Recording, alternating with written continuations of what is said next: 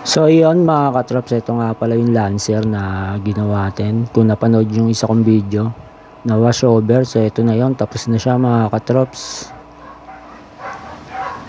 Yan yung finishing natin mga katrops, no? Bali kaso to hindi pa ito nawawax mga katrops kasi hindi pa siya kukunin ng may-ari, sa Sunday pa, kaya hindi muna natin winawax.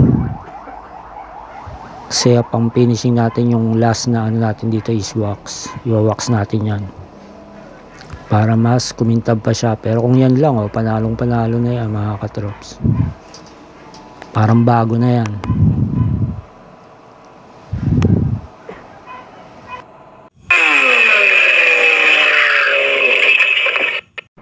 At heto naman yung harap mga katrops. Ayan.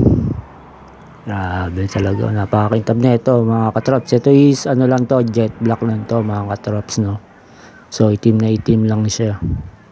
Iba kasi medyo may pagka metallic ganun. At ito naman yung bago nating project mga katrops, Hyundai Accent mga katrops. So wash over din to mga katrops, no? Pero hindi na rin tanggal ang accessories nito mga katrops, no? Titipan na lang natin ng malupitang tape yan, yung walang lampas-lampas para maganda rin. So ayan, medyo na ano na siya, preparation na.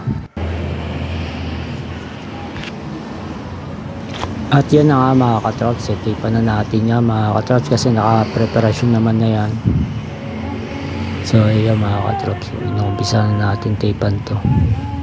Yan lang, medyo kailangan talaga pulido ang pagtitape dito mga katrops, no? Kasi para hindi lumampas-lampas yung pintura dyan sa mga ilaw niya, sa mga salamin. So yung mga katrops, ito nga pala is itim pa rin mga katrops, pero hindi siya jet black.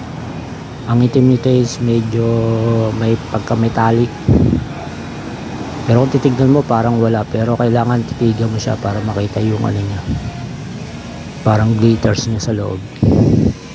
So yun, next project to mga katrops ha.